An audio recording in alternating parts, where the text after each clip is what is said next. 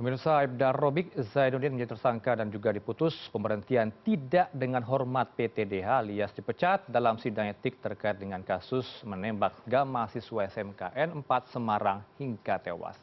Lantas timbul pertanyaan apa respon keluarga Gama dan apakah benar telah terjadi dugaan rekayasa penyidikan kasus penembakan Gama. Kita akan bahas bersama narasumber melalui sambungan daring sudah terhubung dengan Mas Zainal Abidin selaku kuasa hukum keluarga Gama dan juga Pak Supardi Hamid selaku komisioner dari Kompolnas. Selamat sore Bapak-bapak. Assalamualaikum. Sehat-sehat keduanya. Selamat sore. Waalaikumsalam warahmatullahi wabarakatuh. Baik, saya mau ke Mas Zainal terlebih dahulu. Seperti apa hingga Selasa sore ini apakah sudah bertemu keluarga dengan Aibda Robik? Sudah minta maaf belum, Mas Zainal? Aibda Robik hingga saat ini belum minta maaf dan walaupun kemarin sempat bertemu waktu sidang etik ya, waktu sidang etik itu kan ada jeda untuk putusan. Kebetulan di satu ruangan itu bersamaan, tapi tidak ada kata-kata apapun, tidak ada permohonan maaf dan sebagainya, belum pernah. Baik, tapi dengan apa yang dijatuhkan hukuman sanksi terhadap Robik, ini sudah puas pihak keluarga dan juga kuasa hukum? Ya, itu kan ketentuan di kode etik kalau pemecatan itu kan yang maksimal. Jadi sudah lego karena Aibda Robik itu membunuh dengan secara sewenang-wenang terhadap anak di bawah umur. Dia melakukan pelanggaran HAM, maka hak asasi untuk hidup kan, maka sudah sepantasnya dia harus dipecat. Baik, keluarga dan juga Anda, kuasa hukum hadir di sidang kode etik. Apa yang kemudian bisa dijelaskan ke publik, Mas Zainal, apa yang terjadi sebenarnya tidak ada tawuran, tapi ini Anda katakan semena-mena melanggar HAM, membunuh anak orang. Ya, jadi anak-anak itu kan sebetulnya sudah mau pulang. Ya, tiga kendaraan sudah mau pulang dari bermain tadi, tapi dihadang oleh Aibda Robik. Kemudian satu persatu itu kan ditembak ya. Yang pertama itu penembakan mengenai Gama ya. Nah, itu mengenai Gama, yang kedua nggak kena. Nah, yang ketiga ini kena dadanya A dan tangannya S ya. Semuanya kebetulan A juga menguasakan ke saya sebagai kuasa hukumnya Zainal Petir. Oke, artinya ini waktu malam hari Gama almarhum ini keluar rumah bersama S dan juga A, saksi ya begitu ya, teman dari Gama. Kemudian berpapasan dengan Aibda Robik, ini sempat terjadi serempetan di jalan atau bagaimana, Mas Zainal? Dari keterangan anak-anak, tidak terjadi serempatan loh. Jadi memang dia sengaja menghadang, kemudian mengarahkan senjata ke badannya gitu loh. Oke, tidak ada angin, tidak ada hujan, tiba-tiba emosi begitu ya, menghadang Gama dan juga teman-temannya di jalan. Apakah dalam kondisi mabuk, Aibda Robik ini, ketika bertemu dengan Gama dan teman-temannya? Yang tahu persis itu Kapolrestabes. Karena yang memeriksa kan, yang pertama karena setelah melakukan penembakan kan melaporkan diri kalau nggak salah ya ke Polrestabes. Yang tahu itu Pak Kapolrestabes.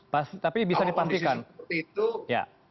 Tapi bisa dipastikan. Seperti itu kenapa sampai nembak terus terjatuh itu kenapa gitu loh. Oke, tapi bisa dipastikan ya Pak ya. Itu gambarnya naik sepeda motor juga terjatuh lagi, ada apa gitu loh. Oke, tapi bisa dipastikan Mas Zainal, almarhum S dan juga A temannya ini tidak membawa senjata tajam ya? Kalau almarhum itu saya nggak tahu ya, karena kan saya nggak bisa minta keterangan ya. Tapi kalau dari S dan A yang tertembak itu sudah saya mintai keterangan untuk menggali yang sebenarnya, dia tidak membawa apa-apa. Baik, saya mau kepada Kompolnas dulu, Mas Zainal, Pak Supardi, kemudian bagaimana ini? Apakah benar terjadi dugaan rekayasa penyidikan kasus penembakan? Gama? Terkait dengan penyidikan kasus sekarang kan setelah sidang kode etik kemarin bersamaan juga sudah terjadi penetapan tersangka terhadap Aibda Robi, dan ini menunjukkan bahwa perkara ini sudah mulai disidik dari konteks peristiwa pidananya, yaitu pembunuhan. Jadi apakah ada rekayasa kasus atau tidak, tentu nanti akan dibuktikan dan terbuka di dalam persidangan. Karena tentu ada alat-alat bukti yang secara kronologis akan menceritakan bagaimana peristiwa ini terjadi, sampai kepada kemudian terjadinya penembakan yang kita anggap sebagai penembakan yang eksesif itu, gitu ya. Oke, tapi benar ya ada pemeriksaan terhadap Kapolrestabes Semarang karena ada versi berbeda yang diberikan ke publik, artinya publik meragukan institusi Polri, versi Propam beda, versi Kapolrestabes Semarang juga beda. Ini bagaimana pemeriksaan dari Kompolnas sendiri ke Kapolrestabes Semarang hingga kini? Sebetulnya bukan perbedaan, tapi adalah sudut pandang dalam melihat rangkaian peristiwa yang dibuktikan dengan CCTV, yang cara melihat CCTV itu karena ada beberapa titik, tentu kemudian ada yang mengambil pada titik tertentu saja, dan ada yang mengambil mulai dari pergerakan anak-anak sampai kemudian terjadi peristiwa penembakan itu. Jadi harus dipahami bahwa ini bukan perbedaan pendapat di antara kepolisian sebetulnya, tapi lebih kepada angle yang dijelaskan itu angle dari CCTV yang mana saja, gitu ya. Apakah ada rekayasa atau tidak, tentu pemeriksaan lebih lanjut yang akan dilakukan oleh Direktorat Kriminal Umum nanti akan membuktikan itu. Dan alat-alat bukti yang tersedia juga secara jelas nanti akan terang benderang memperlihatkan bagaimana konstruksi peristiwa ini terjadi. Baik, versi berbeda karena sudah terlanjur Pak Supardi dijelaskan ke publik ada tawuran yang dijelaskan oleh Kapolrestabes. Propam menyatakan tidak ada tawuran, hanya serempetan. Ini bagaimana kemudian membuat publik bingung? Kompolnas menanggapi Polri seperti apa? Artinya bahwa pada saat mereka akan menjelaskan, ini tidak ada koordinasi terlebih dahulu apa sebetulnya yang sedang ingin dijelaskan. Karena waktu itu peristiwa yang ingin dijelaskan adalah peristiwa penembakan, akan tetapi Propam karena menangani peristiwa penembakan saja, maka hanya menjelaskan peristiwa penembakan saja. Baik, tapi Kompolnas melihat di lapangan tidak, ketika terjun ke lapangan memeriksa hal yang terjadi, ada ancaman dari almarhum dan teman-temannya kepada Aibda Robik sehingga muncul niat Aibda Robik untuk menembak? Ya, rangkaian peristiwanya nanti akan masuk ke dalam esensi penyidikan pidananya, gitu ya. Akan tetapi di dalam sidang kode etik kami melihat bahwa terduga pelanggar yang kemarin adalah Aibda Robik, dia mengalami kegagalan untuk membaca dan memberikan makna terhadap peristiwa yang dihadapinya, dan kemudian bereaksi secara salah terhadap peristiwa itu dengan melakukan penembakan yang sebetulnya situasinya tidak dalam posisi inevitable situation. Gitu ya. Dan juga ada permintaan maaf begitu ya dari Kapolrestabes Semarang terhadap anak buahnya, ini juga mencoreng kepolisian, Pak Supardi, dan menimbulkan perdebatan di publik tentang sistem pengawasan internal di tubuh Polri. Teman-teman Kompolnas, seperti apa nanti penegasannya ke depan untuk menjaga kepolisian dari ketidakpercayaan publik terhadap kepolisian ini? Ya, kita berharap nanti bahwa informasi yang disampaikan kepolisian hendaknya jangan informasi yang sepotong-sepotong, lebih baik dijelaskan secara terang benderang. Kalau itu adalah rangkaian peristiwa, diceritakan rangkaian peristiwanya, bukan saja kepada publik, juga kepada korban dan keluarganya. Harus dijelaskan sedetail-detailnya, sehingga tidak ada lagi polemik, bahkan spekulasi yang muncul dari berbagai pihak terkait dengan peristiwa yang sebetulnya terjadi. Nah, hal-hal seperti ini perlu dikomunikasikan kembali dan dibangun sistemnya seperti apa. Mas Zainal, Anda sudah menerima kejelasan itu? penjelasan kepada keluarga korban dan juga kepada pihak Anda rangkaian peristiwa yang terjadi sekomprehensif mungkin? Mas Zainal? Ya, Hmm. jadi pihak keluarga itu tidak mendapatkan keterangan yang detail. Anak itu Gama meninggal karena apa? Bahkan orang tuanya itu mencari sejak jam 12 malam sampai dengan jam 1 siang, dari malam minggu sampai minggu siang jam 1, itu tahu-tahu disuruh ke rumah sakit, yang ngasih tahu itu saudaranya. Saudaranya Gama suruh ke Polrestabes, katanya setelah sampai ke bukan ke Polrestabes, ke rumah sakit Karyadi. Ketika di rumah sakit Karyadi nyari info apakah ada anak yang namanya ini ke sini, itu lewat IGD, di IGD terus kemudian dilanjutkan ke bedah, dokter bedah, di dokter bedah terus disampaikan bahwa semalam ada anak yang meninggal dunia masuk di rumah sakit, tolong coba dicek ke ruang mayat. Nah, ketika di ruang mayat ternyata di situ sudah dimasukkan ke peti jenazah.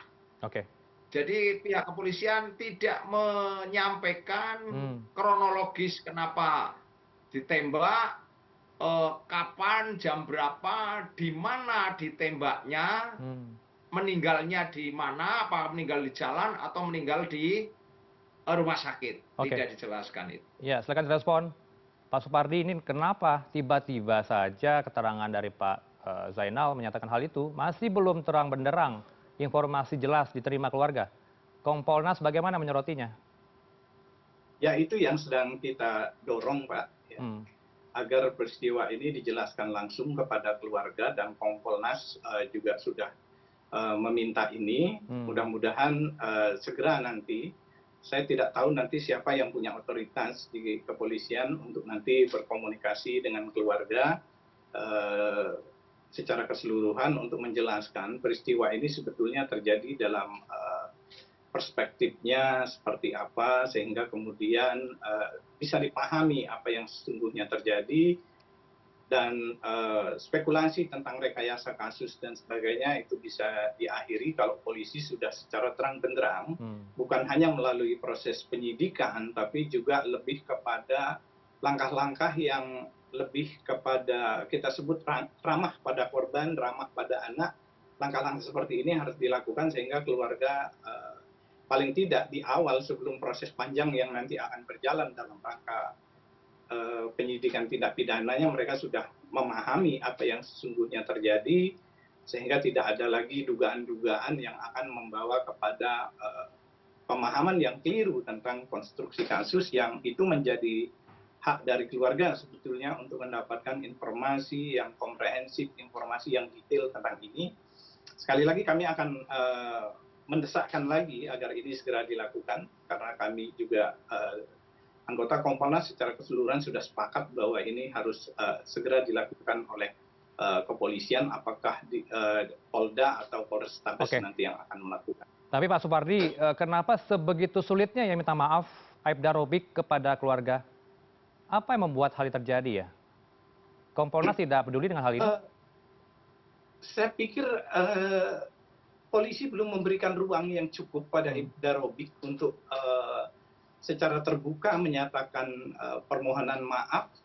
Ini belum dilakukan memang, dan ini mungkin hal yang juga kami anggap penting untuk segera dilakukan dalam waktu dekat ini, karena Aibda Robik sudah diputus bersalah melalui sidang kode etik, bahwa perbuatannya adalah tindakan pelanggaran etik berat. Maka tanpa kita menunggu proses pidananya, saya pikir nanti kami akan komunikasikan kembali dengan Polda Jawa Tengah agar Robik diberikan waktu secara terbuka untuk menyampaikan permohonan maafnya. Ya, bisa dipahami ya Mas Zainal, ya masih butuh waktu nampaknya di kepolisian meminta maaf Aibda Robik khususnya kepada pihak keluarga korban dan juga Anda.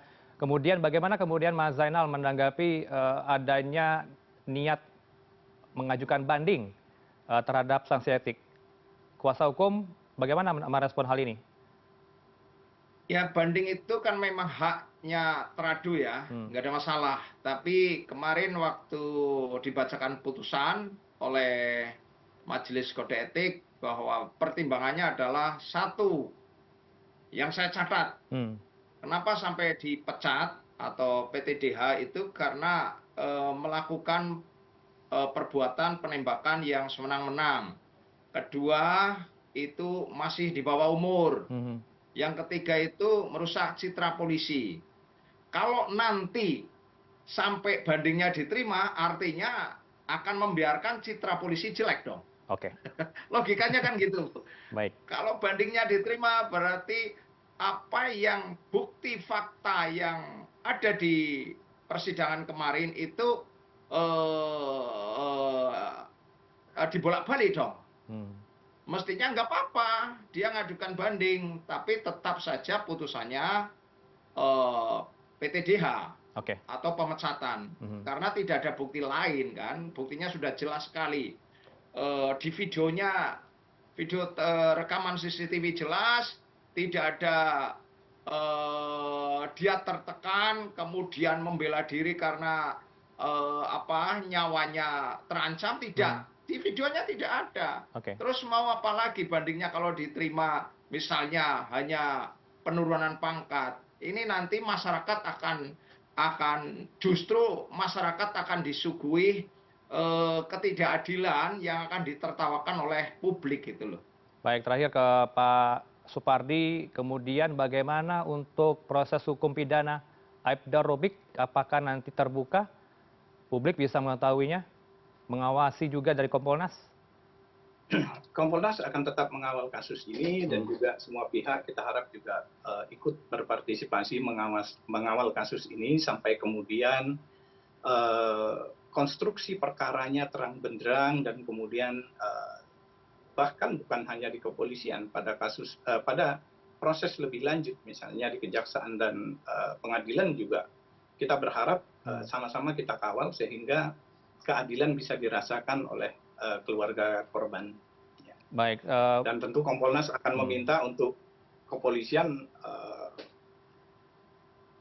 terkait prosesnya membuka hal ini kepada publik, walaupun tentu ada hal-hal yang pro justisia yang tetap kita pahami itu dibatasi untuk disampaikan kepada publik karena itu akan disampaikan melalui proses pengadilan. Ya. Saya berikan waktu juga untuk Mas Zainal. Closing statement Anda, harapan Anda kepada proses hukum pidana nanti seperti apa dari keluarga korban dan juga kuasa hukum? Mas Zainal? Untuk pidananya ya sesuai dengan tindakannya. Apa yang dilakukan oleh Aibda Robik, membunuh anak di bawah umur, dan ini juga pelanggaran hak asasi manusia, ya harus ada keadilan bagi keluarga korban. Sangat-sangat pilu sekali. Sehingga menurut saya semoga saja walaupun ancaman pidananya itu 15 tahun, nanti kalau memang itu di bawah umur, kalau bisa seumur hidup ya itu lebih baik gitu loh. Itu artinya apa? Sebetulnya bukan untuk menghukum dia saja, tapi untuk pembelajaran bagi Polri yang lainnya, polisi yang lainnya, untuk hati-hati. Jangan pernah membuat perilaku yang semena-mena itu supaya tidak menimpa dirinya kan gitu.